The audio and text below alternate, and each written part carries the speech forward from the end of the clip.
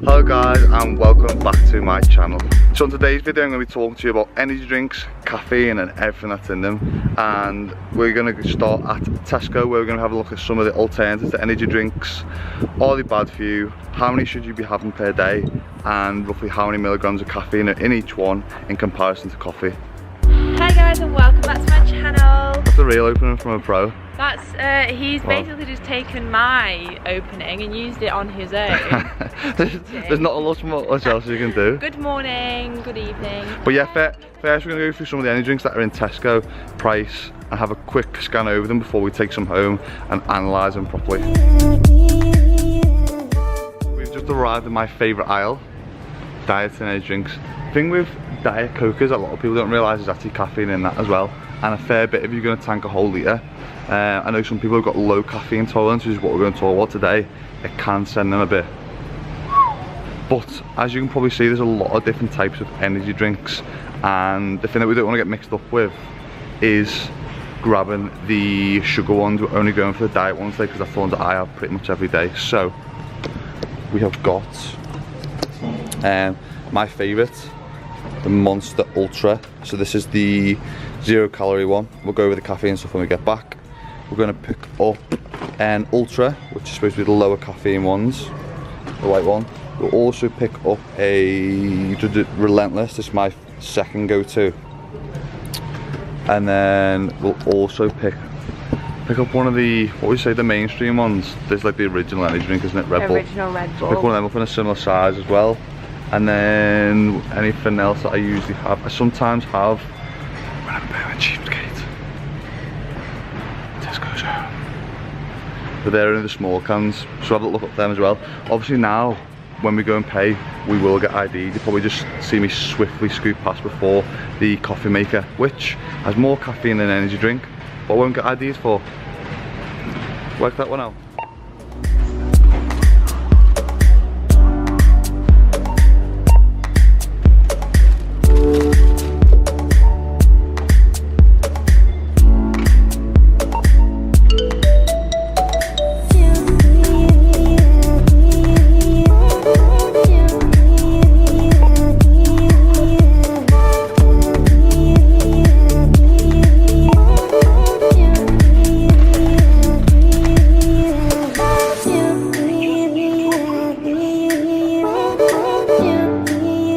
How old are you?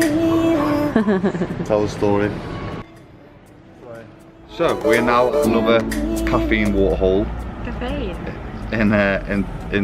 In the means of Costa. Cheers. That's it, look at that, it's like a soup mug. This is how every coffee cup should be. That's why though, as we'll go into, there's so much caffeine in some of the coffees because it is literally like a bowl of coffee. Yeah. That's why the caffeine content is just as high as the Monster, which we'll run over a little bit, having like 170 to 180 milligrams. But we've got a decaf this morning because the first Monster I'm sinking into is my favourite one, which is Absolute Zero. So if we look at the back of the can, the Absolute Zero is 150 milligrams. My maths correct, quick maths.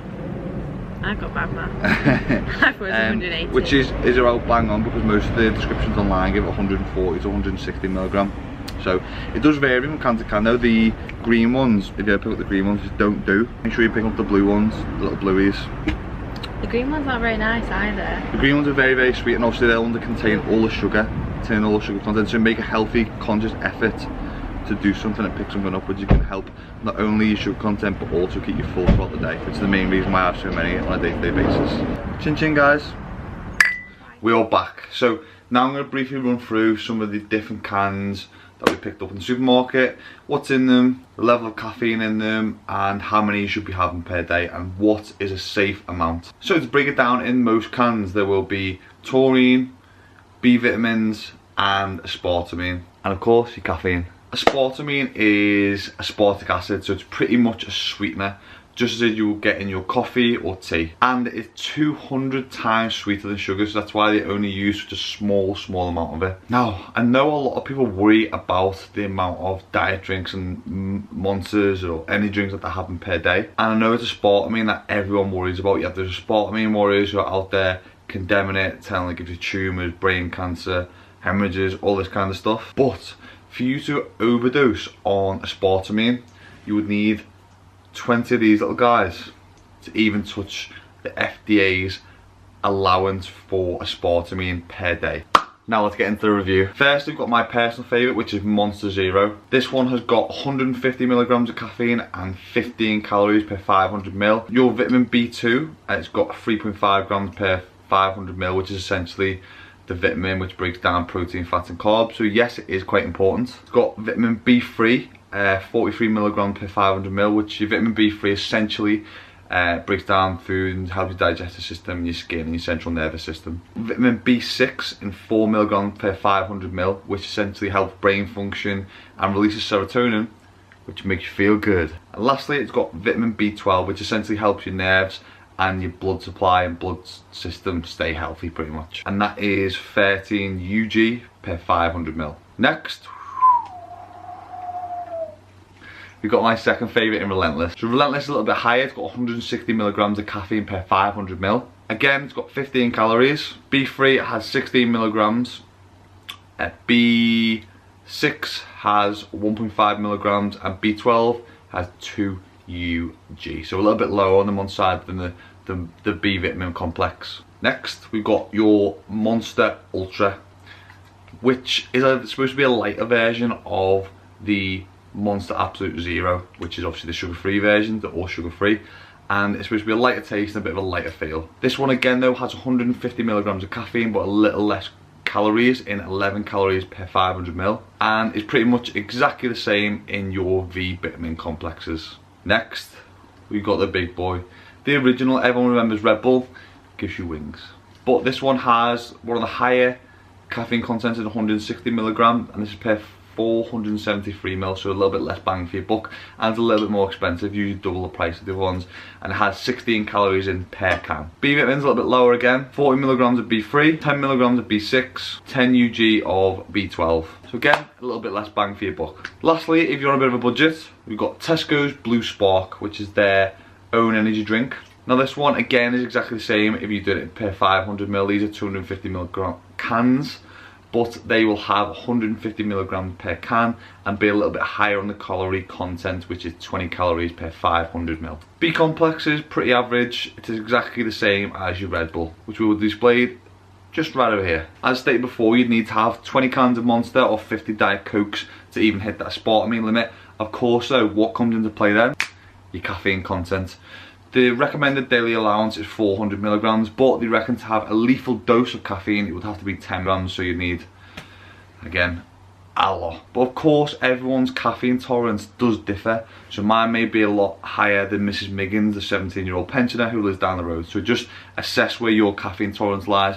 Try and not go overboard, but live within your means. If caffeine is the killer, and this is the big debate behind energy drinks and why we've had a recent ban and an age restriction on them, let's have a little bit look closer to home in terms of Starbucks. Now, if you look on the menu at Starbucks and we look at something like a large black Americano, 300 milligrams of caffeine per large cup. Then if we move up the scale to a filter coffee per large cup, 387 milligrams per cup. So when you're sipping away at your Monster and someone at the office goes, "Hey Joe, aren't they bad for you?" You are no worse than that guy who's got a trigger happy coffee hand and loves a few Kenkos through the day. In fact, you're probably healthier than him. Now, there's been no research that shows that aspartame has any long-term health effects, despite the rumours of these aspartame warriors declaring war on the tumours, the brain hemorrhages and all other kind of stuff. So let's address the hard-hitting facts. Never been anyone that has died from having a couple of Monsters per day and living within that reasonable